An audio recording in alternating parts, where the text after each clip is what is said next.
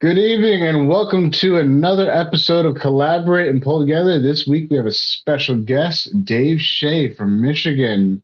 What's up, This is a guys? podcast where we highlight all things positive on and off the table, talk about people's different journeys, as well as what they got coming up, what the plans they have, setbacks and how they've overcome them. Welcome, Dave. Thank you for joining us. I gotta say, I think I first met you in person was at the Keystones a couple of years back. Was that the year I freaking drove and cut weight and pulled the same day? Yep. I remember you looking miserable that day, man. That was not a good time for me. It was great seeing everybody, but I felt like half the man I could be.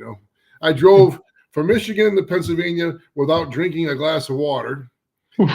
And I had to weigh in to make weight, and then it was freaking like 100 degrees outside.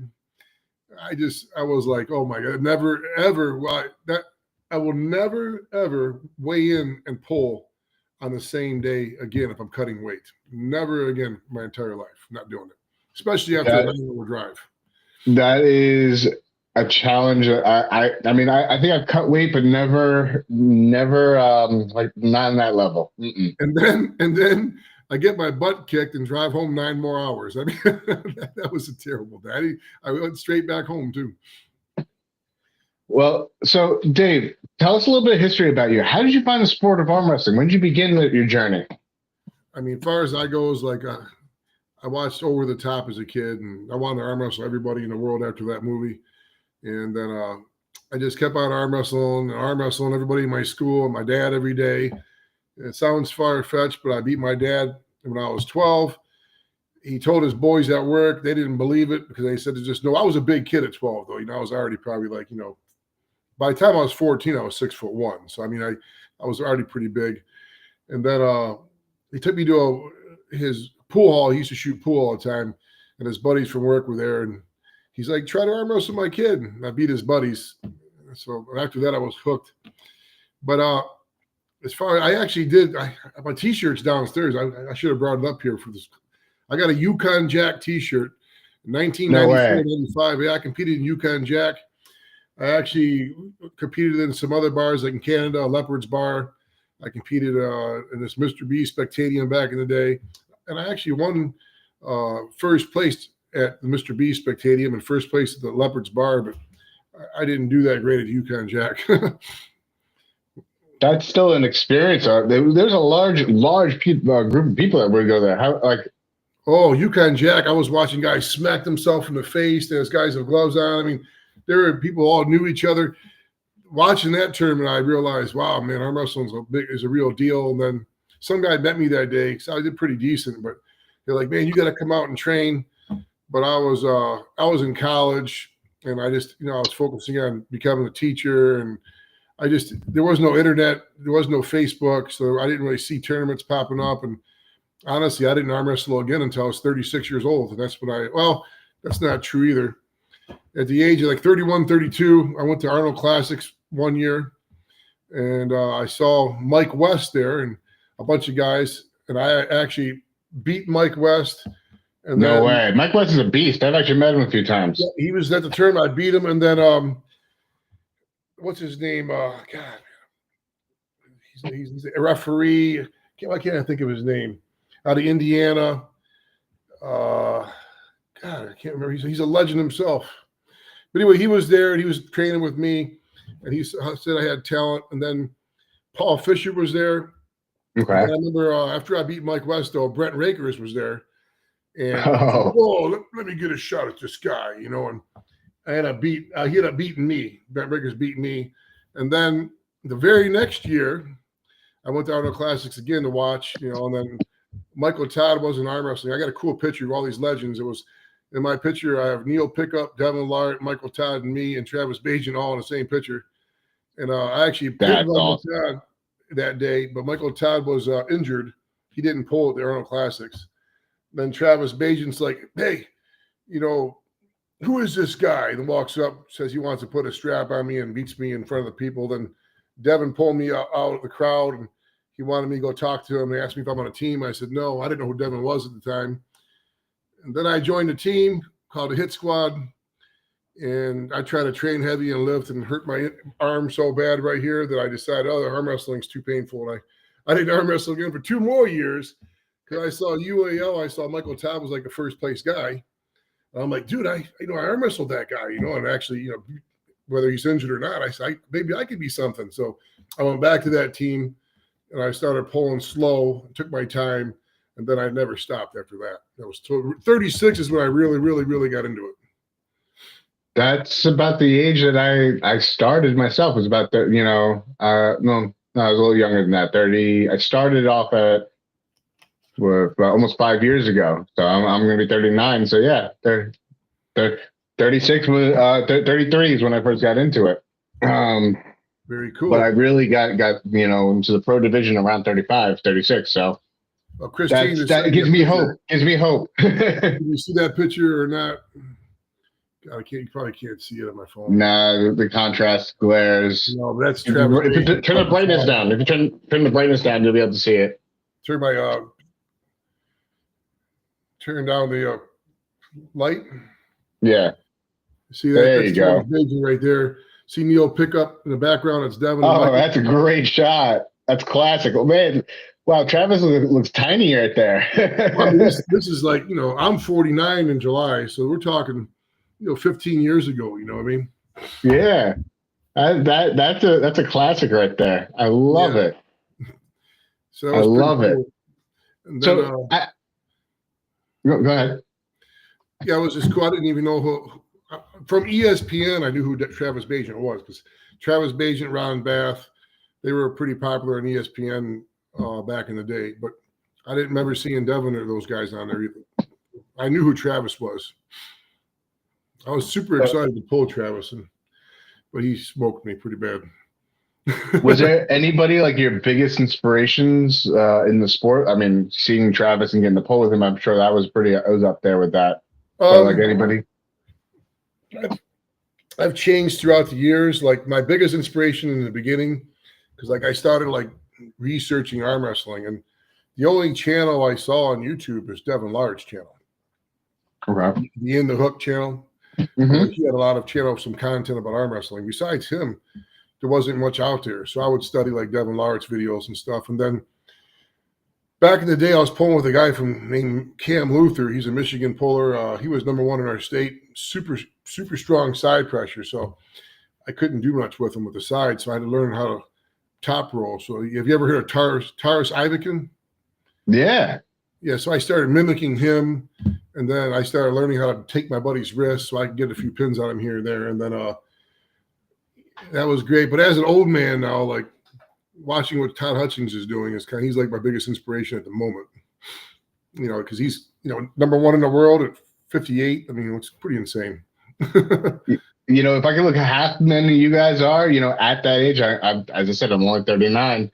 I'll be doing all right. If it wasn't for guys like Todd Hutchings and Ron Bath and John Brezink and Robert Baxter, I would have gave up after my arm tear. But I mean, Michael Todd too. Look, he tore his bicep and he's back on top, right? So yeah, I'm like, why can't I do it too? I'm not saying I'll ever be at their level, but I could still, compete maybe at the level where I was or higher, and I was doing pretty good.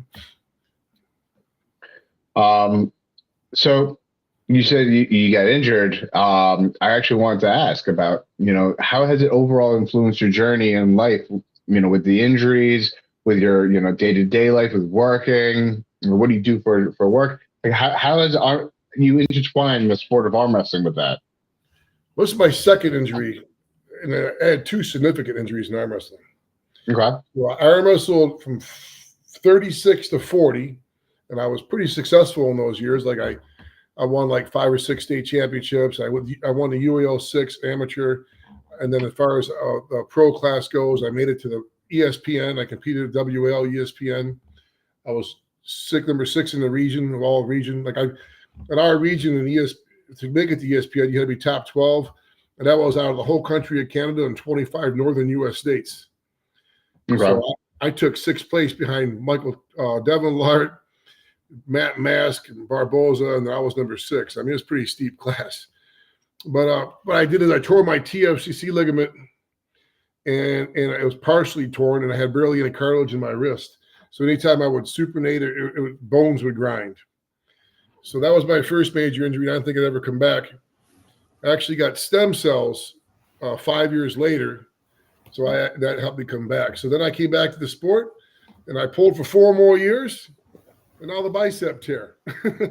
So 4 years has been bad luck for me. So I've been in the sport competing for 8 years total, and both times I feel like I was the best I ever been when I got hurt. And as far as the injury goes, yeah, at work I'm a special education teacher for a center-based school. What that means is like I have like the most, what can I say the word? Biggest behavior issues of all students. Like we have some students that ride on the bus by themselves. Yeah. I have to wear Kevlar gloves, and like sometimes the students will try to get upset and they can come at me. I have bolsters in my class to try to block them. So having a bicep tear and being in a brace, it was kind of hard to do my job. We got a PBS support, so when my kid starts acting up, I go on a radio call, code red, to my room, and six people will come with Kevlar gloves on and come over there and try to help out my students. That's I talk about humbling. Like some of these guys, you do need help with them, because I know quite a few people who work in the field, and they've told me stories that like one of them had a full-on desk thrown at them and cracked one of their hip bones. Oh, yeah, the guy tried to throw a computer monitor at me yesterday. Yeah, it's a harrowing experience. So, Dave, I just wanted to introduce our other co-host. We have Steve Fernandez of New York Tri-State Arm Wrestling on the screen with us. He's a big-time promoter here in New York. Probably one of the most consistent promoters in New York that we've had in the last year. Yeah, we need good promoters for sure. Yeah, I talked to Dave a couple of times. Literally, I think it was like right after he tore his bicep, I think, and I was just wishing him well and stuff. We just had a couple of conversations about my buddy tearing his bicep, and we were talking about the pin, the titanium steel pin that they put there on the bicep and stuff. Right, and you're here. Yeah. So, but yeah, it was a good conversation. How do you feel after everything? Like after been a little bit of time and stuff, how does your bicep feel? Well, it was a slow process for me. The doctor said it would be slow because mine was frayed real bad, and I didn't think that ever was slow again. So I remember you telling me it was like mangled almost. It was mangled. Yeah, he said it was real bad. So, yeah. But Michael Todd seemed like they had the same thing. I watched his videos, and his was mangled too. So I guess that's kind of inspirational since he's doing so well. Right. But as far as that goes, I would say probably around an 8 or 9 month mark is when I started being able to really starting to lift good again. And then I was kind of training for bodybuilding, but I like to look like a bodybuilder, but I don't really care about bodybuilding as far as going on stage. So I'm like, my arm's starting to feel good enough now. At the 9 month mark is when I started training for arm wrestling again. So I've been training for arm wrestling for about 3.5 months, and I'm almost back to all my lifts where I was, except for my side pressure's a little off. And then I didn't train a lot of supinated bicep curl, but now I am, because I think it's good to catch if someone presses you or something. Yeah. Mm-hmm. So I think my bicep supination is a little weak, and then my side pressure is not strong enough yet. But all my back pressure, my CUBB, my rising, my pronation, that's all pretty much back where it was. Nice. That's good. You had a good training this weekend with Kevin Palco, right? Yeah. He came over and we did a similar interview. He's asking me similar questions. It was, and I got to, Kevin Palco was a real bad dude. He weighed 173 when he came over, but he was number one in all North America at 154. He's an Arnold Classic winner, so even though he's not in my weight class, it was fun to test my arm out with him a little bit, see how my arm felt, and it held up pretty good. So can't complain there. Nice. Yeah, the guy's got explosive power, so to be able to I'd say for your recovery purposes, that's a good person to gauge yourself at, before you move on to the next stage. Yeah. But I'm going to tell you what, that Kevin, he's going to pull up a video. It's going to pop up any day now. This cat won't leave me alone. But he's going to have a video showing our side pressure.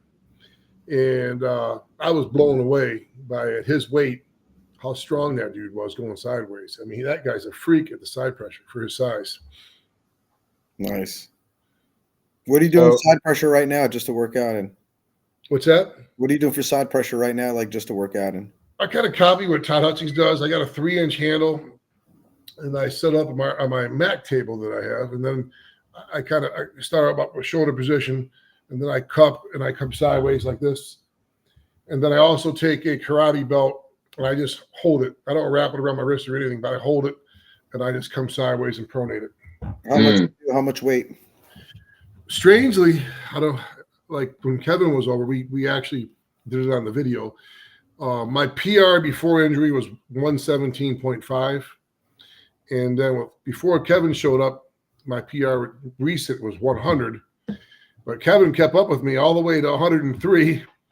So then I'm like, I had to go for 105. So I ended up beating Kevin by 2 pounds. So, it doesn't sound that impressive since I weigh like freaking 90 pounds more than the guy. But right.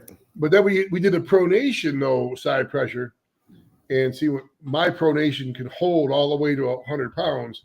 Or Kevin say, like, even at like 60 pounds, he was losing his wrist like this. See? So that's where my pronation strength with side is equal to my cup with side. Interesting enough. That's a solid number to have right there. Yeah, so I can do. I'm pretty sure the most I've ever done was 100. I haven't tried 105, and I wasn't going to try another PR with the same lift, but I'm pretty sure I could hit 105 right now with the karate belt straight across. Okay. Yeah. Impressive stuff, man. Like it. That lift, but like I said, a 173-pound guy did 2 pounds less than me with a 3-inch handle. And but also, you just recently came off an injury, so it's comparing apples to apples. You know what I mean? Then I went and researched his channel. I'm like, because he told me some lifts. He the 2-inch handle, that dude's did 125. Mm-hmm. Yeah. To me, that's not normal for a guy his size. No, it's not. It is not normal. As somebody who has pulled the man in competition, he's not. He's built a little differently.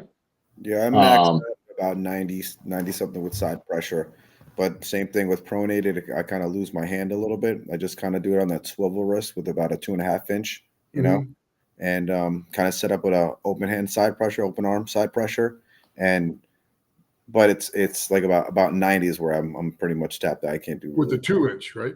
Yeah, about 2-inch. Yeah, so the 3-inch, Kevin, he said he could do 125. With the 3-inch, he only did 103. I say only, but he said the 3-inch felt a lot more difficult than the 2. I'm probably, especially since his hand's a little shorter too, So. But yeah, Todd uses the 3-inch as well, and I figured if Todd's doing it, I'm doing it. Yeah. I gotta test my numbers out because I don't really lift like that. I don't see what I can move in those type of positions. I just do a lot more arm wrestling than lifts, but I would love to see an experiment. I mean, I've been to Devin Lard's house a bunch of times, and we talked about training. I trained with him like 4 different times or more. He back then never trained side pressure. He told me not to train side pressure. He thinks it caused injury. So, but you always see Devin. He's always posting, rising. You don't really see his training going sideways. You know what I mean? So everybody's just different, right? We all have what we like to do. Arm wrestling is a strange sport where there's definitely a million ways to train and get a good result. Yeah. You're absolutely right, man. You're absolutely right. I train twice a week with, like I'm going out to, Brooklyn, New York. Shout out to Crucifix Gym. They host a really big practice where there's 30, 40, sometimes 50 people show up only on 4 tables. And in this 2-car garage that, literally it's, standing room only type of deal. And I go there once a month, but then I go to, shout out to, Dan, who's on earlier with us. He's opened up a gym for us where we have we're going to have the Mac table and we have Mithril arm wrestling equipment as well there. And then I have my pit, which is my garage. So I do have options to train at, but my favorite style of training, I guess you could say, is just arm wrestling, straight up, just ripping up with everybody I can. I watched John Brzezink's interview, and everybody's asking questions. He said he tried it all, and the only thing he felt really worked for him was arm wrestling. I mean, that's John Brzezink. So I mean, we're all, like I said, I talked to Todd Hutchings. And I says, if you had to put your lifting on the scale of 1 to 10, and arm wrestling on a scale of 1 to 10, to justify how strong you are, where would you put them? He told me lifting was a 10 and arm wrestling was a 3. You know what? That's the thing, though. So for strength purposes, I can agree with that. You know, to measure your strength, but arm wrestling, it's much more than just strength. It's technical application of strength as well. So, you know, you have a weight fighting you back, you know, whereas in arm wrestling, you're going to have something fighting you back. So you have to be able to adjust on the dime and be able to maneuver on the dime. Whereas, you know, if you're trying to go for a specific style lift, you're only going to be activating one group of muscles. Whereas arm wrestling, you're going to be activating all of them simultaneously. I agree. Yeah. That's why even in my last interview I had, like I even said too, I don't consider myself a great arm wrestler. I'm just pretty strong in certain movements. And I got I got 2 moves I can do. And after that, I'm kind of screwed if I'm not strong enough, right? Where another guy, like use Devin, for example, he can, if he doesn't win one way, he can switch it up and go somewhere else in 2 seconds. So like he's got like 10 different tricks or probably more when I got like 2. So, you know, he finds a hole. Like, when I'm not really good at finding a hole. Like people ask me, like, "What are you doing to prepare for this match?" I'm like, "Just be me, but stronger." I mean, I don't really freaking. There's no plan. I mean, I'll just go up there and arm wrestle, right? Where another guy's like, "I'm going to work on this and this and this and this," you know. So everyone has what works for them, right? Well, I'm sure I'd be better if I arm wrestled more. That's the problem. I probably arm wrestled.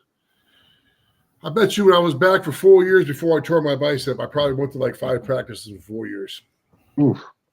That's it. That's definitely, you know, for what you've done with the sport, it is definitely a testament to your strength. Because I thought you were more active in practices. No, than that. I never practiced. I practiced a little bit. My first 4 years in the sport, I went to practice a lot. And then I learned that for me, I couldn't do both because I was getting too sore. So then I started focusing more on just strength, and then I got a lot better. And there's Alan Ford right there. I even practiced with Alan Ford multiple times back in the day. He just popped up and said hi. Yeah.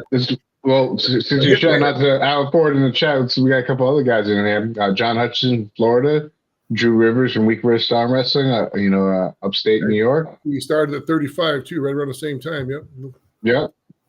And Drew 24 down in Arizona area. Checking us out. I'm only seeing I can only see like about 5 little things. Yeah, I went back up a little bit. There's been some chats since we started, but thank you guys for tuning in. You know, please feel free to share the show.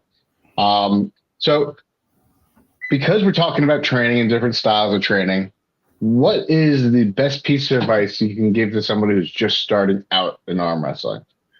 I would say do the opposite of me. I would say I would say the problem with me is like I was pretty strong at the come into sport. I came with more like a weightlifting background, right? So I always use weightlifting is my thing to get strong. I think if I would have took my time for a couple years and like maybe lifted weights for rehab and focused just on arm wrestling, learning how to really arm wrestle, and then I think my tendons would have got developed and my arm would have got more developed. And then I could have started lifting weights more and then using the weights and properly use the weights, combine it with my good technique. I think one of the mistakes people do is like same mistake I did is you really can't start arm wrestling your first year and try to lift weights heavy because there ain't no way in the world you're going to practice once a week and then go do heavy curls. No one can do that when they first start. That's why most guys quit within their first year, right? Like most guys do, including me the first time. I quit. I quit at 34, came back at 36. If I didn't do that, I would have been better than I was. Yeah, I see Ellen 4 degrees. Spend the most of your time pulling lots of guys on the table. You started at 13. Wow, jealous. I wish I started at 13.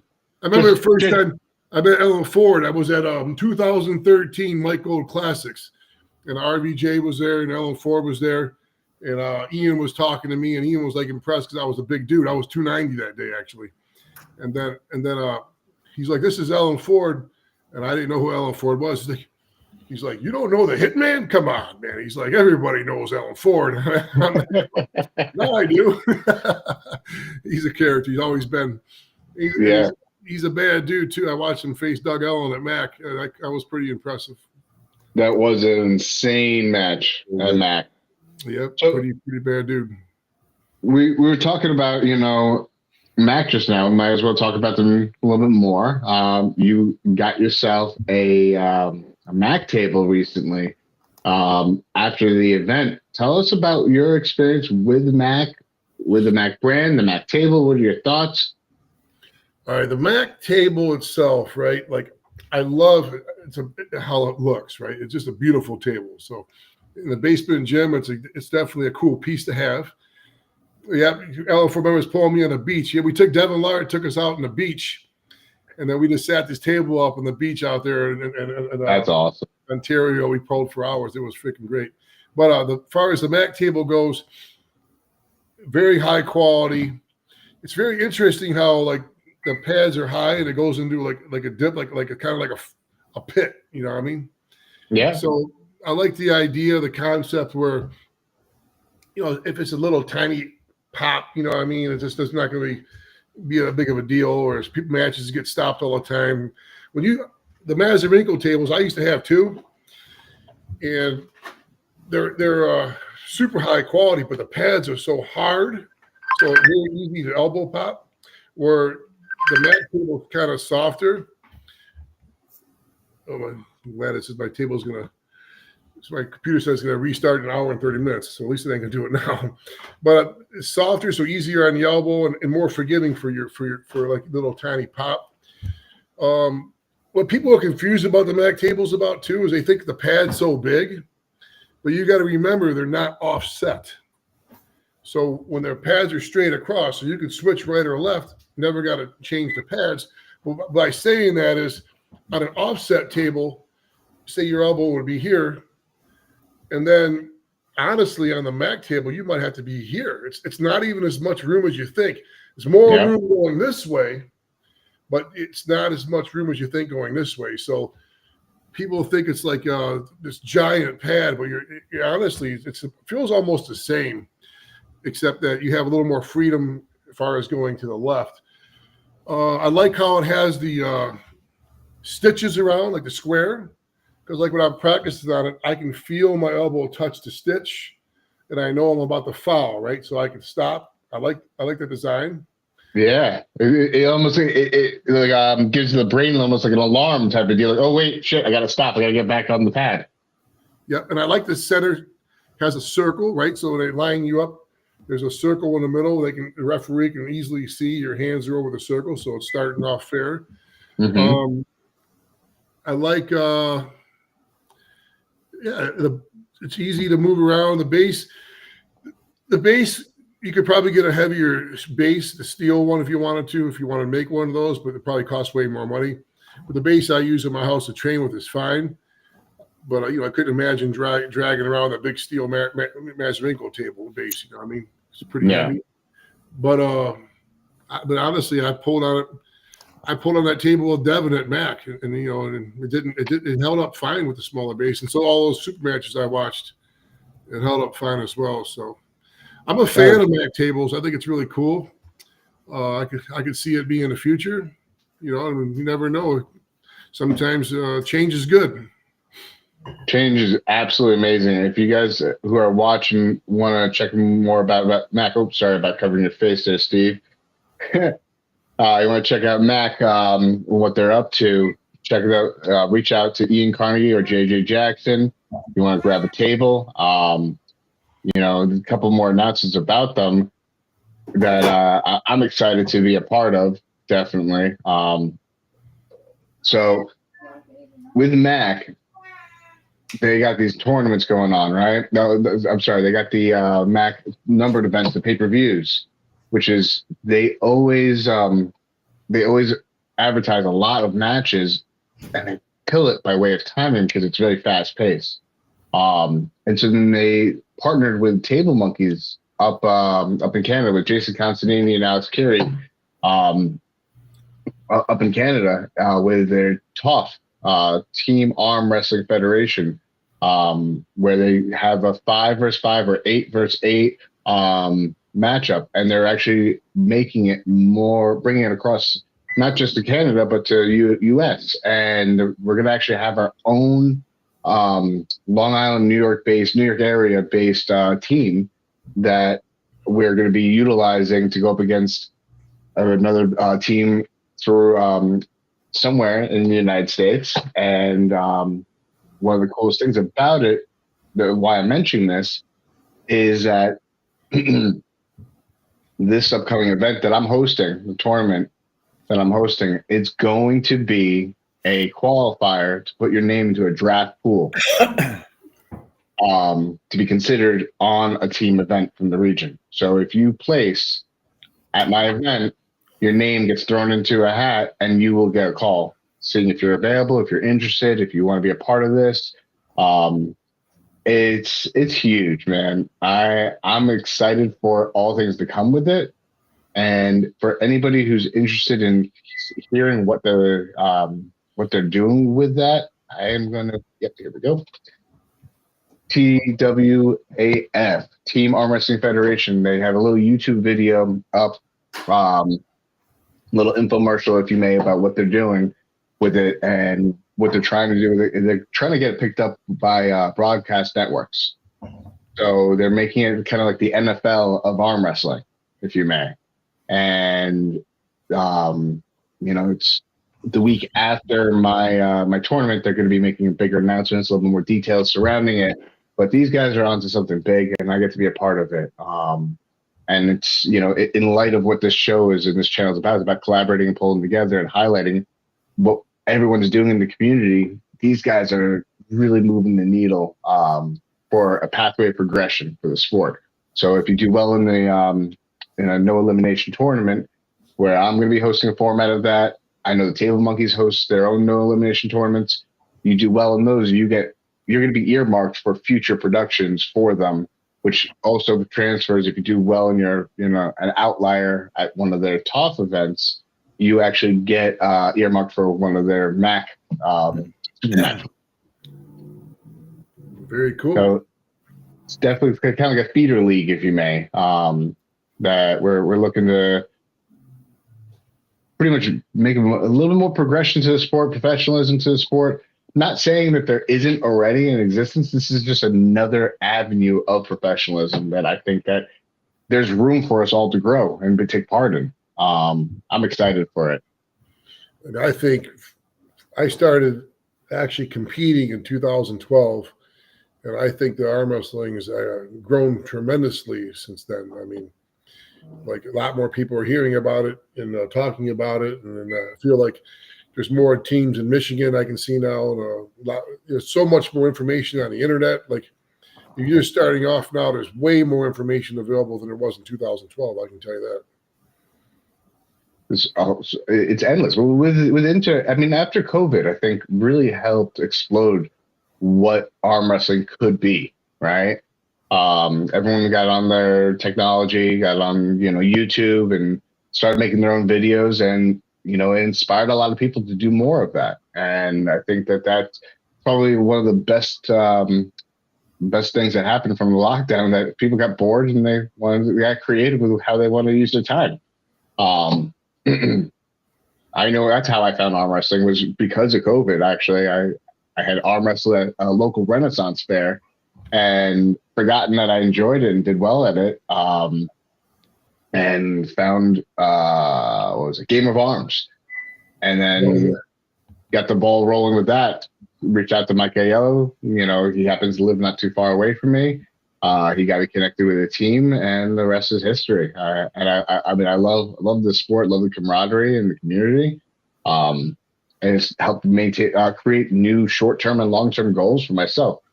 Speaking of short-term and long-term goals, what are some of your goals, man? With you coming back to the table after your injury, what's some immediate goals that you have? Immediate goal was I wanted to reach every single one of my PRs that I had before, which are pretty much there except for side pressure. So I think by July, I'll be at all my PRs in my lifts, and I'll be above on some because I'm already above on one. So I've already passed up one old PR. And then, they took me off the Michigan rankings. I was number 2 in 242s, and I was number 1 at 242 in Michigan, and all 242, and then I was number 2 overall in the whole state. So, I kind of want to focus on my home state for a minute. I want to get my ranks back. I want to get where I was, and then I've been chasing that number 1 for a minute. I kind of, eventually my longer term goal within the next year, I would like to be number 1 in the state. But I think that my goal is probably early fall. We got a guy named Steven Perez. He's doing really well. He's a super heavyweight right now, but he's thinking about coming down. And, he's got my number 2 overall in the state. So I think, it'd be a kind of cool comeback match to face the number 2 guy in the state, and maybe like in the early September time. And if I can surpass him, that would give me a shot at the number 1 guy, right? And then I start training for that. Absolutely. Who's number 1 guy right now? Roger Cunningham. Okay, Roger. Yeah. No, he's a tall dude, right? Yeah, I'm 6'3", and he's taller than me. He's 6'6". Whew. That's a whole lot of human. super long hands, but he's the opposite of me, right? Like he built his arm wrestling power through arm wrestling. The dude's always on the table all the time. So very crafty, very knowledgeable, very, very smart, where like I said, I just was strong in certain areas, and last time he pulled, he knew where to go and how to do the setup and everything else. And he actually shut me down before I could even fire him. I was like, I wanted to get in the match, and I was like, boop. Oh, I'm like, what the heck? I couldn't even fire. I couldn't even engage. It was not a fun way to lose, let me tell you. I can imagine. Well, actually, I know. I've been in that scenario before. I hate being flashed. Yeah.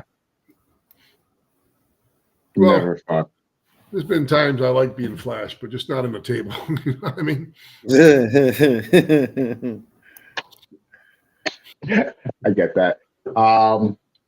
Steve, you got any questions, man? No. Actually, yeah, I do have one question. I have what's the next thing that's upcoming for you, Dave? What are you doing? Like, are there any other tournaments that you're doing right now, super matches that are coming up, or? Well, my first thing is like I said, I want to get my strength back, which is almost there, and then I'm thinking probably I'm going back to Tijuana in June, and I'm going to get some more stem cells. I do believe they help me, and then I'm going to focus on. Then I'm going on a big cruise. I mean, in August, I'm taking my family on an Icon of the Seas in Royal Caribbean. No, August, end of July. So when all that's said and done, I think end of August, beginning September, I'm going to go for that number 2 in the state match. Gotcha. Okay. Are they stem cells? Are they cheaper in Tijuana? I'm thinking, right? There's a huge difference in price, man. I figured. Yeah, it's only $400 for a placenta stem cell from Tijuana per shot. 7 million cells for $400. Damn. Wow. Yeah, I go to a place called Bio Advanced Medical Center. Dude, I'm telling you, this place is state of the art. They treat you like a freaking king. I'm on a testimonial on the website. I'm not sponsored by them or anything. I don't get anything out of it. So I'm just talking from experience. It really worked for me. Like when I had that wrist issue, I thought I'd never come back. And Robert Baxter, he said to me, like, hey, man, he's like, go out there, just give it one try. I promise you, you're going to be impressed. So I went there and got a shot in my wrist. 3 months later, I got another shot in my wrist. 3 months later, I went from not arm wrestling in 5 years to being number 1 in the state at 242. Damn. That's proof it works. Every time I hear Tijuana, I don't know if you guys are Marvel fans, but I think of S.H.I.E.L.D. At Cancun? No, Tijuana. Here's how it works for me. So I contact the place, and then they already set me up. I'm going to go there. I'm going to go there for 4 days. I'm going to get treatments on 3 days, and the 4th day I fly out. So I got a plane ticket from Detroit Metro Airport to San Diego, California. And then the people from the hospital will pick me up from San Diego, California. And that's a 20-minute drive to my hotel. And then my hotel is walking distance from the hospital. And this hospital is like 7 stories high. They make their own stem cells in the facility. I mean, you could eat off the floors when I tell you how clean this place is. I mean, it is clean. They got restaurants inside. And I mean, just very professional, highly recommended. If you think about stem cells like my wrist, though, I'm not sitting here and saying my wrist is like it was before I ever got hurt, because like it was so bad where I couldn't even grab a dumbbell and super. I had to do all my curls and hammer. I couldn't arm wrestle at all. I had no stability. So like, after 2 tries, it gave me enough where I was back. Even to this day, like I still get some kind of pains in there sometimes. But like if you had, the doctor said I barely had any cartilage left in my wrist. He wanted to fuse my wrist together. That's what the doctor was going to do. And I just didn't do that because you're not allowed to train heavy, and I wouldn't be able to move my wrist like I used to. So my point being is, if you got a really chronic injury, like your knees are messed up, or your wrist or your elbow, it may take multiple treatments to get you, back to where you feel pretty good again. You're not gonna fix something in one shot that you took 30 years of damage. Does that make sense? Right. That makes sense. And then the stem cells are going to work from 12 to 24 months, right? And one cool thing about the stem cells is like when you get it, they reduce inflammation. So even once you get it, you're going to feel better because it's going to reduce your inflammation anyways. It's kind of like a healthy Tylenol, where you're going to feel better everywhere you got a shot. So like it's only $400.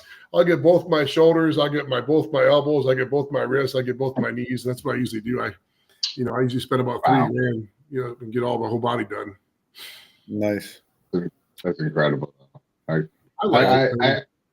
definitely am a little wary of stem cells, only because I had, up until arm wrestling, I hadn't really heard much about it. So it's fairly new to me for the last 4 or 5 years. So, but now that I'm hearing about it more and more and more, and hearing people having success with it, I definitely am intrigued. It's not a performance enhancement drug, though. That's what people don't understand either. I mean, but it can repair tissue, and then if I was rich, I'm just a school teacher. I actually have a couple of jobs, but that's my main gig.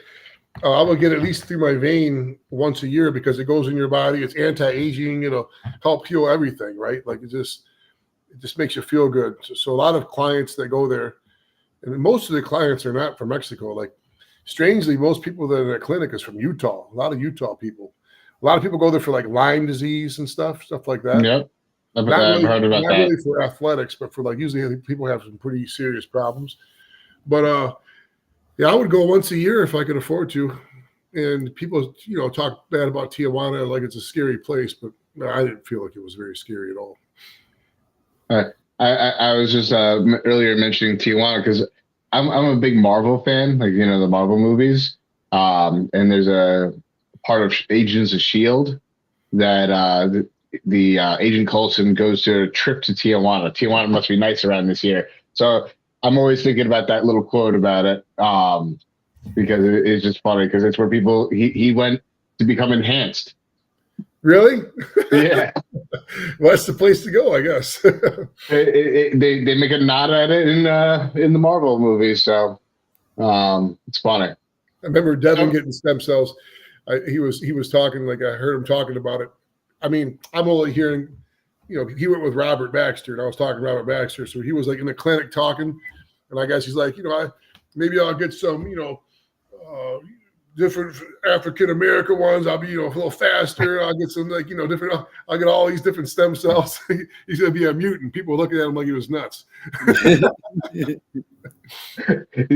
Not original cell in his body. He actually went to the Tijuana clinic too. Oh yeah, he did. Same clinic.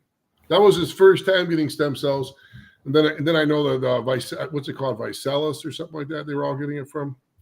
Vitacell. Then they all started doing Vitacell. I never experienced Vitacell, so I can't really speak about that. That's fair. So, Dave, give us a fun fact about yourself that nobody else would really know, unless you shared it, kicking it with a couple of friends type of deal, something that, different. Different in regards to what? In general, so something that makes you like, wow, I didn't know he does that, or he did that. Oh man, like race cars or something different.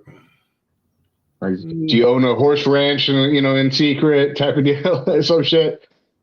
I mean, you see, I have this freaking cat that won't leave me alone. He's looking right here. I have two of them, but it's just. I was gonna say, I'd love to have your cat, man. I'm an animal lover, so I love. If my cat jumped right on my shoulder, I'd sit him and I'd just pet him right fucking there. I just let him sleep right fucking there. Oh, yeah, she wants to go on there right now. Look, see, there she goes. I mean, I guess that's a fun fact, but to be honest with you, I had these my pets came from ex-wives wanting dogs, and I'm trying to talk them out of a dog getting a cat. So it wasn't my idea, but dogs.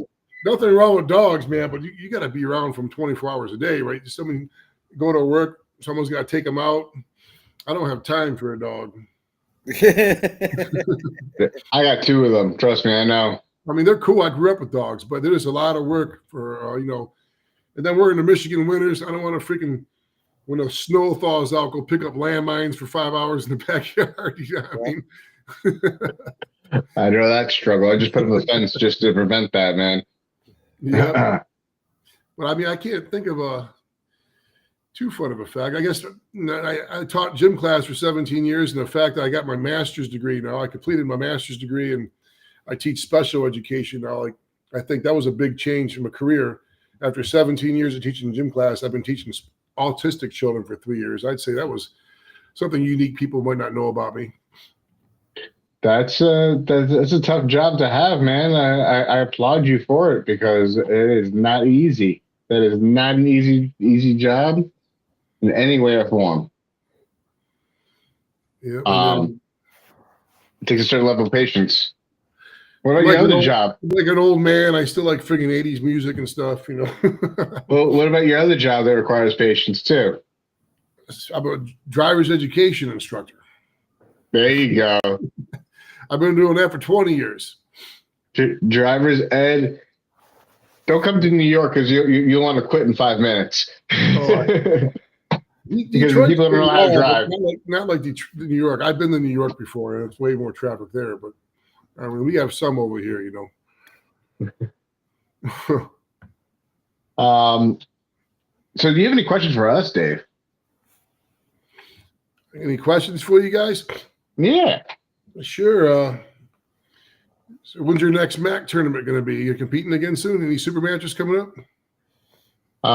So I'm not actually competing in a super match until the end of June, which Steve will be talking about a little bit. It's going to be actually at Steve's event because Steve, as I said, is one of the most consistent promoters in the state of New York. The guy has a tournament almost every month, if not every other month.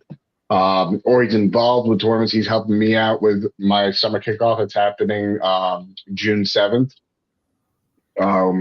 It's my 5th year doing it, my first year doing it as a tournament.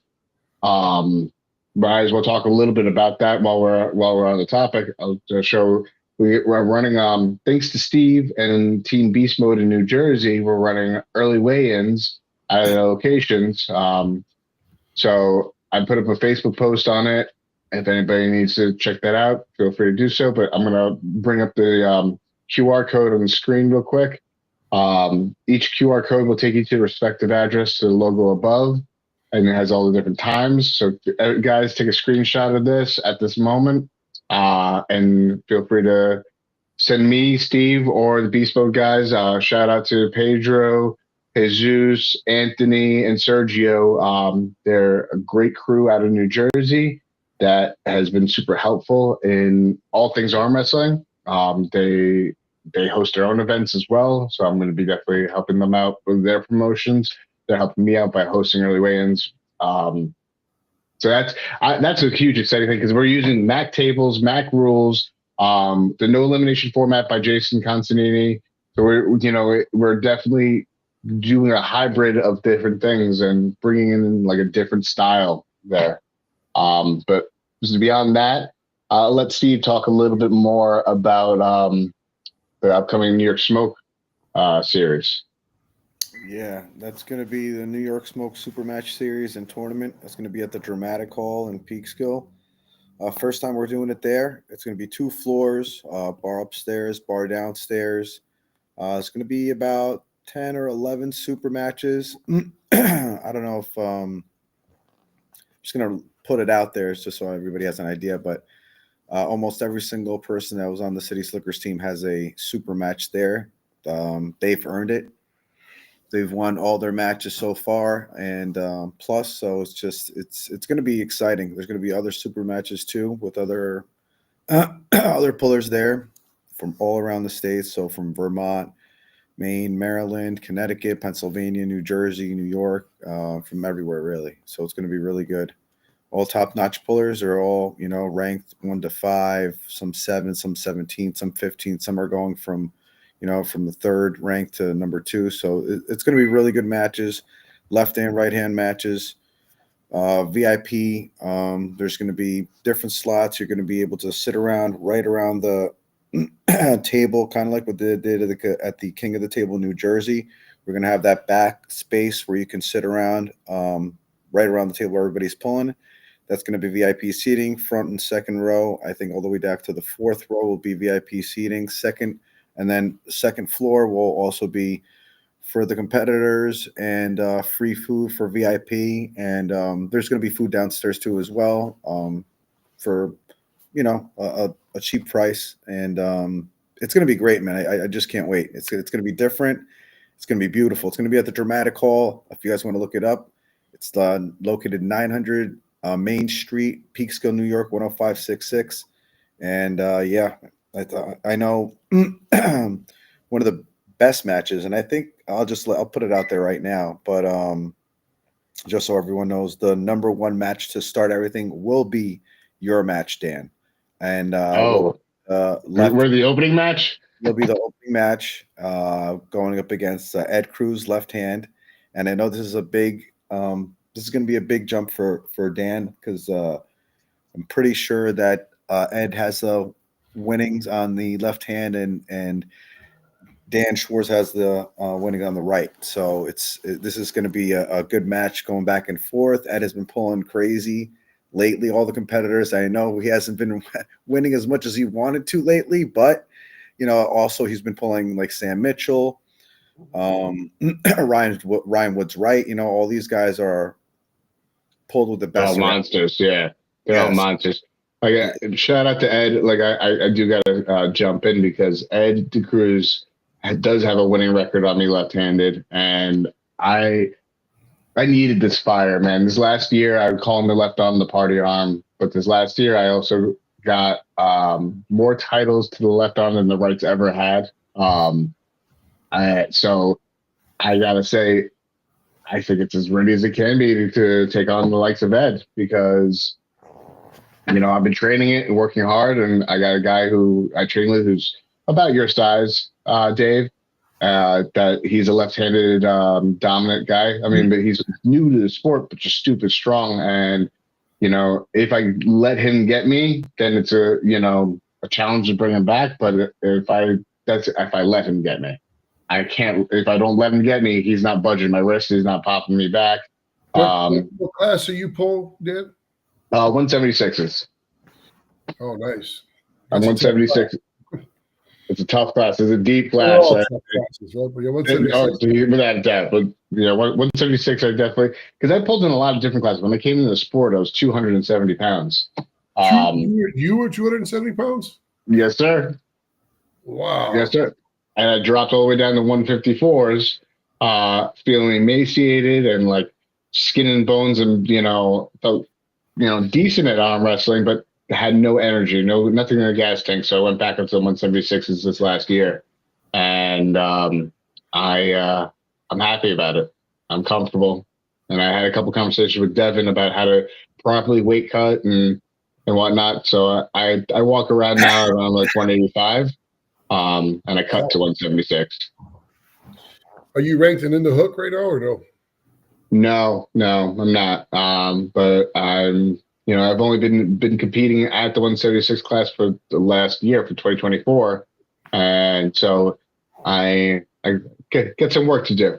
I got some work to do, but I do plan on chasing after. There's a young stud here, Conrad, that he's beaten me right and left handed, and I had a super match with him last year, end of last year.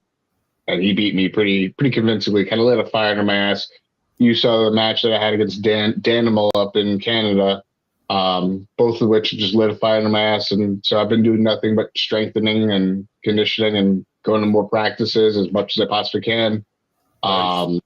So there's going to be a different Dan, the next event that I'm competing at, which will be at Steve's. That's June 28th.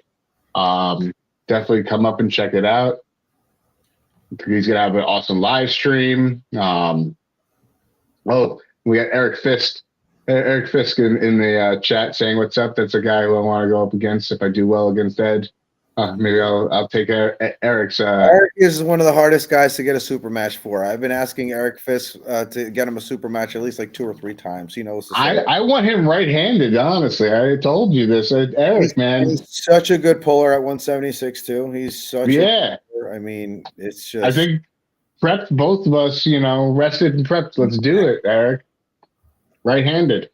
Come on, man. A lot, man. It's hard to get him because he works a lot. That's fair. I guess you're allowed to work. You got to make a living. You got to feed the fam. Yeah. Keep a roof over your head and put some clothes on your back. I get it. But yeah, no. So those are the more up-to-date things that are coming up real soon down the pipeline. Just so everybody knows, we are all locked in for our location at the Pro Game Athletics for the Summer Kickoff BBQ. We will have free food for athletes and for everybody who's going to be there, actually. Free barbecue style food, burgers, dogs, waters, and Gatorades will be available. And then at the after party, there will be more food and beverages available. We're going to have raffles. I'm going to be announcing the raffles later on this week.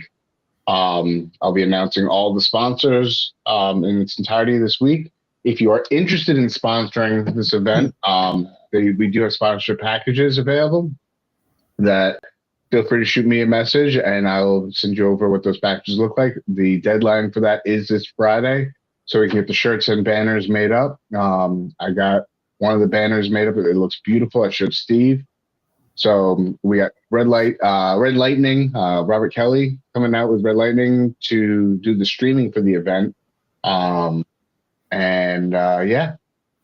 Oh, and I do have to shout out one of the biggest sponsors that we got recently, York Cryogen Incorporated. If you look on my Facebook page or YouTube channel, or Instagram for that matter, you'll see their links in the bios and descriptions. They are a big time supporter of me, of my recovery, through the sport. As we all know, we get a lot of pain, a lot of inflammation. They use pressurized medical cryotherapy, which is going to be accepted by insurances worldwide, not just nationwide, but worldwide. This guy's taking over the world with pain relief. He's actually working in Europe, getting accreditation in Europe right now. And he wants to see this sport do well because he sees the benefit of what we're doing. So definitely check him out. With that being said, I am super excited. All things to come. Dave, when do you plan on coming back to the East Coast, by the way? I'm going to come back definitely and pull the Keystone State. That's I'm on a mission to win state championships. I've got 9 different first place state championships, and I disappointingly did not get a Keystone State first place state championship. So that's on my bucket list. It's not too far of a drive. I am going to come out there again. But who knows? I could come out there for other things too. But that's just one of the things I do want to do sometime. We would love to have you out here. I'm sure, if you let me or Steve know that you're planning on coming out, we'll hook you up with a match if that's what you like. And when you're ready, obviously. Well, there's a lot of bad dudes out there too. I mean, you got Paul Cruz out there. You got oh yeah. Yeah, but I got to make sure I come back nice and strong. But we got you actually know one of the main event guys, probably Kevin Nelson versus Shiu Lin. Kevin was on Game of Game of Arms. Yeah, old school. Yeah, I know. Yeah, he's dusting off the arm for. Is he like an actor now or something too? You like a? Yeah, he's an actor. Yeah, he's a bona fide actor. He does a lot of shows and things like that. So he's very cool. Yeah, I remember him for sure. He's taken on one of our Rise and Start. I would say Rise and Start, but he's been around for like almost as long as you have been, I think. Shiu Lin. He has wins on Paul Cruz. Shiu Lin's a monster. He's one of those guys. He's like you, gym strong dude, but like wicked. But he's also really strong at the arm wrestling table as well. Like table IQ up the wazoo. He went and chased a 500 pound bench before the Jason Vale tournament and came in place. Both arms. Took first place left hand, and then I think got third or second place right hand. That's another thing. I don't know how they do it. Like did you watch that new video of Devin Lart when he did the rock climbing guy and they tested their strength? No, I don't think I saw that. It's a pretty cool video. So, anyways, that's being said, is Devin Lart, is he probably number 2 in the world right now? He couldn't bench press. I think it was maybe he maxed out like 245 or something like that. So like Todd Hutchings' video, he said that bench press, he gave it a thumbs down, like doesn't think it matters that much. Corey West, benches like 600 pounds, right? And then Todd Hutchings beats him in a super match. Mm-hmm. So I kind of really backed off like benching and stuff because it's just another thing that really messes with your elbows. But back in the day, I had a 455 pound bench, but I'm definitely not even close to that now. I don't really think it matters that much for arm wrestling. I don't think it. His philosophy, he actually steps away from arm wrestling for a period of time to chase numbers. And I tell people who I know are gym strong, I'm like, listen, I'm going to tell you right now, this sport, you're going to do well in it, but you got to commit to it if you want to. You can't be chasing numbers in the gym and chasing this at the same time. Depends on the numbers in the gym, though. It depends. If you're chasing side pressure numbers, it might be a different story. That correct. You're absolutely correct. But like bench lifts, deadlifts, squats, side pressure. What's that, Steve? I said that's what I do. I'm saying I'm at my job right now. I got a side pressure machine. That's all I do is side pressure and bands. Side pressure and bands. Well, you know who Paul Vertalka is? He's a bad dude at 176. You ever heard of him? Yeah, actually I do. All right. So in my house, this is years ago, there's a kid in my neighborhood named Sherwood Harris. He has like bench records. The guy's 6'2", about 330 pounds, like a 600-pound bench, probably a 700-pound squat, like a 600-700 pound deadlift. And then I had a practice at my house. Paul Vertalka smokes him right and left-handed. 176 pounds, probably couldn't bench 225. Yeah. Oh yeah, I probably could. I probably couldn't bench that either. To be honest, I haven't tried benching anything. Last time I benched, I think I was comfortable at like 220, but that's about it. Yeah, Paul's been out of the game for a minute. He's been dating this freaking ex-cheerleader for the Pistons or like Lions, and so he's been doing like dance contests and stuff now. But he's got the itch, he's got the bug. He's been going to practice every week. He talks to me. He's fired up. So there's someone you never know. You might end up pulling him one day. He's a real bad dude too, though. He was fast and strong. He started arm wrestling super young. I think I may have faced him at least once. I don't remember. I have to look up at my airs to see. Yeah, he was ranked in the hook. He was really, really good, but he hasn't really put much effort in the sport in years. But if he does, I think he's only like early 30s, so he's a lot of time to come back and be at the top again. Yeah. Listen, You can ask Steve. Put anybody in front of me, I'll pull them, and I'll try my best to see what I can do with them. And that's how I learn. If I win, great. If I don't win, then guess what? You just lit another fire under my ass and get better and stronger. I've had lots of fires lit. Trust me. It's fun to win, but I always chased my super matches. I always wanted to go for the guys that no one thought I could beat. You know what I mean? Like I remember I was number 3 in the Midwest, and I challenged Stephen Green, and he was number 1 in the Midwest. I went all the way out to Kansas City. I knew I had a fighter's chance, but let me tell you, that dude, he was at his prime. Stephen Green, know who he is? I don't know. I'm not too familiar with the name. You know him, Steve? No. Well, he basically had Devin this close to the pin pad in WAL before, and he's pinned Matt Mask, so like he was really, really top of the game. But again, I lost against him. But it's fun to, it's always fun to chase those big the big names in the sport. And I had a match with Ron Bath. That was a pretty fun match. I lost, but hey, I got to pull the legend. That was pretty cool. Being able to pull legends is definitely something like I actually want to go on a legend pulling tour if I could. Right? At 176, like I want to travel to California and pull Alan Fisher. I've already pulled with Hellraiser at sit downs. You pulled it practice pulls or tournaments with these guys? No, I was in a tournament. Oh, really cool. Yeah, that's awesome. Yeah, I want to pull tournaments. That's the thing is I would love to be able to pull tournaments with all these legends. Not necessarily that I think I have a candle to them as of yet, but it's just a massive knowledge. Because when in my experience in the sport, the better I get is because directly proportionate to how many people I practice with and pull with and train with. If I train with different hands, I get better exponentially. Because I figure something out, something clicks. What would be your absolute dream match? If you got to your prime or before you end up retiring, who do you want like your absolute dream match? It could be someone far-fetched right now, but it's someone like you just really, really hope to get to one day. I really would hope that I could actually be across the table with Alan Fisher before he retires.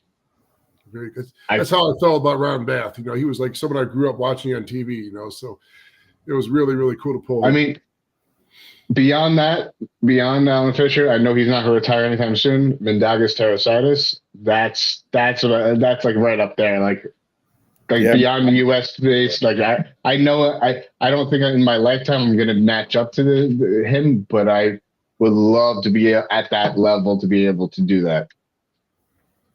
Very cool. Hey Dave, you pull super heavies or only 242s? I'm a 242 puller. That's what I am, but I'm on a mission right now just to be the strongest version of myself. Like I don't really care about a weight class right now. So like I posted that video yesterday, but it was at night, nighttime after eating. I was close on 271, but I woke up this morning at 263. I don't want to get a lot bigger, but I feel like if I float around 260 I usually stay around 250, but I figure if I float around 260, 265, and maybe I can put out a little extra strength, a little horsepower, and I could easily come back down to 242 if I want to from there, you know what I mean? But I have no desire for being any bigger than about, morning weight 265. That's clothes on dressed, 270, 275. That's as big as I ever want to be. I'm getting kind of old. Blood pressure's already high. I don't need to be pushing 300 pounds or anything, Yeah, I was going to say, how much time would you need to get ready for a super match? Well, like I said, I have I'm probably going to come out and pull someone around late August and early September. Right? Who would be like you think in your mind? I'm thinking about a heavy puller, but if you're that it was great that you were telling me around 260, 270, because that's heavy. That's good. That's good weight. What are you stronger, left or right? Oh, I don't even pull left. My left's a joke. Okay. Well, I was thinking about someone like Nick Stone. The one I tore. Yeah. I was thinking of someone like Nick Stone. Oh my God, Nick Stone. He's a monster. How much that guy weigh? I think it's about 330. No, man, he freaking probably ripped my arm off the table. So you're gonna feed the poor man to the wolves, right? He's just coming back, man. Don't chase him out. Yeah, I gotta take it. See, you gotta remember, this is not a lie when I tell you this, right? Even when I started lifting heavy again, it's like your brain just thinks, okay, I feel something, and is that normal? Is that okay? You know what I mean? It's kind of like it messes with my head. Yeah. So to come out and pull someone at that level, I don't. It would be freaking pretty fearful. You know what I mean? I don't blame you. Yeah, I'm coming back for sure. Like before I hurt myself, I was like Dan said, I didn't care who I freaking pulled. Put me up against anybody, but you know that bicep tear didn't really hurt. Like I said, it wasn't painful, but the freaking recovery absolutely sucked. You know what I mean? Having no right arm for months and then just trying to start over again. It was a horrible experience. Yeah. Well, it's been an awesome evening getting to know you a little bit more, Dave, and sharing your story with everybody else. I'm out of questions. Steve, do you have anything else you want to plug in? No, it was great to talk to you, Dave, and finally, get a conversation out and get to know you a little bit more and everything else, and how everything went with the surgery and healing up, yeah, man, it's been real, and thank you for all the information too about Tijuana. That sounds something that might go into play just from hearing the prices and everything like that. I love it. I mean, like I said, I'll be there. I'm going in June, at the end of June, so. Anybody wants to come out there, man, have some fun, get some stem cells. Yeah, definitely. Sounds like a plan. Yeah. Oh, Drew Rivers came up with a suggestion. JJ Jackson. JJ Jackson. That's a Mac. I know who he is. Yeah, he's part owner of Mac with Ian, right? Yep. That'd be a big match for Mac. That'd be interesting. Yeah. It would be. It definitely would be, progression, right? Baby steps to get you back up there. Maybe we could do that at a Mac tournament, on a big old one of those big back events. That's a possibility. There you go. I like that. What's JJ weighing? 250, 260? Yeah, last time he was weighing about 242, but walk around, I think he's around 250. So we could probably just say, don't even bother cutting, just show up and pull. Yeah, exactly. There you go. That's a possibility. That's a comfortable weight right there for everybody involved. Yeah. I honestly think part of the reason why I tore my bicep, like if you look at the pictures of how I looked before I tore it, I got down a week before I took an ever in-body test.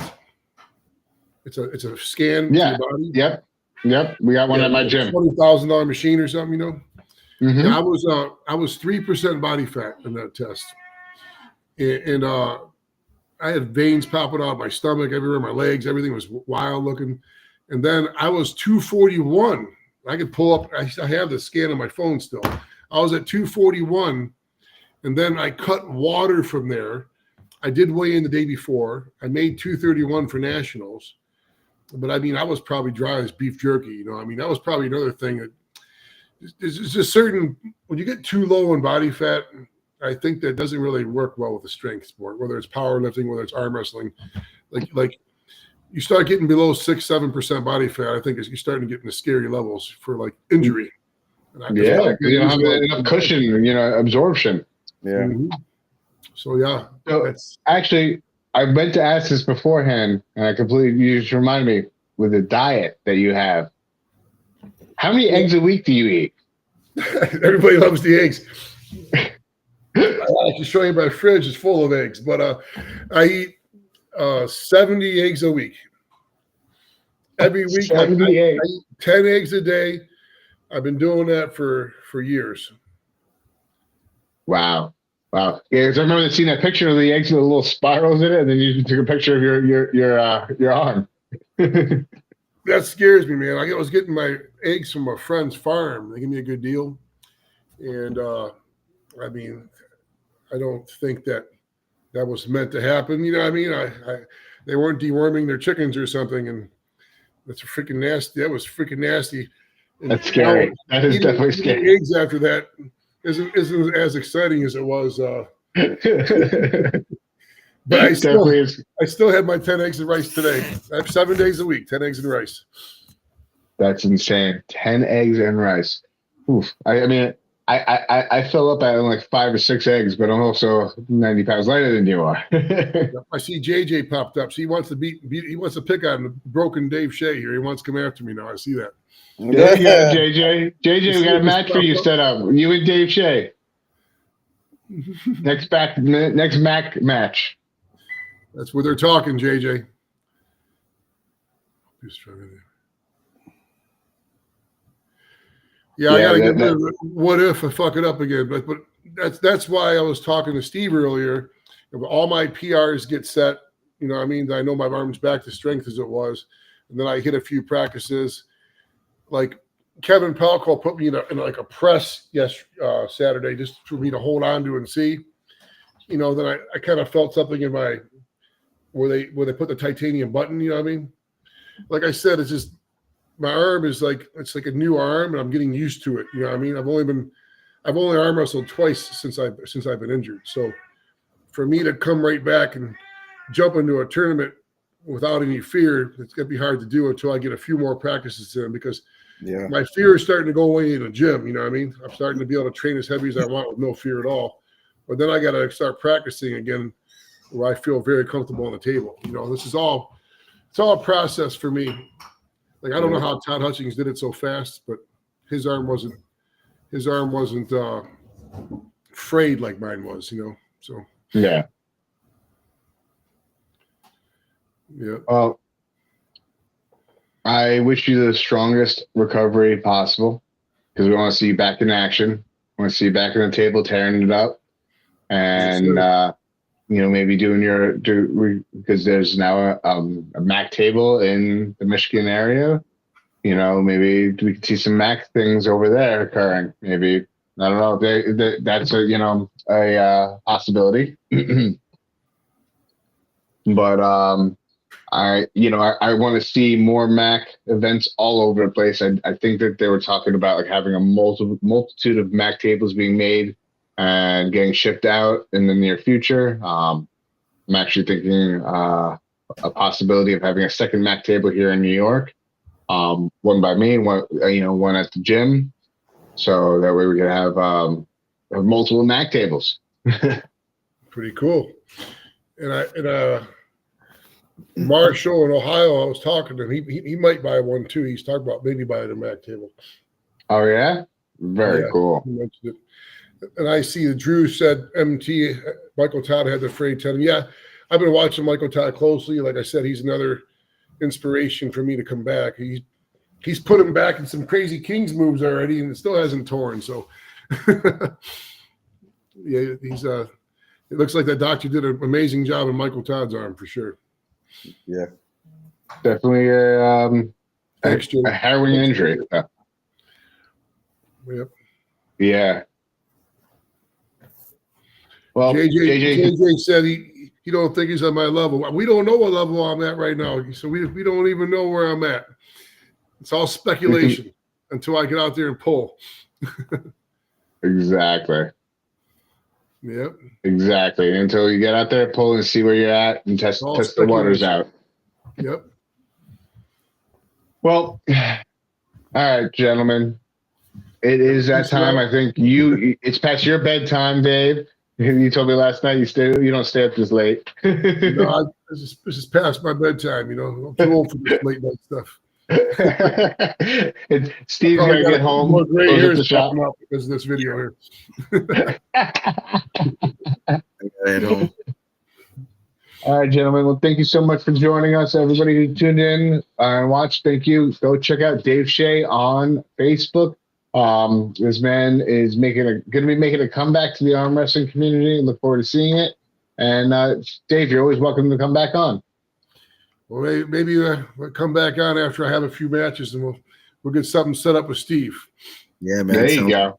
Sounds good. Sounds good, man. Y'all take care. Have a good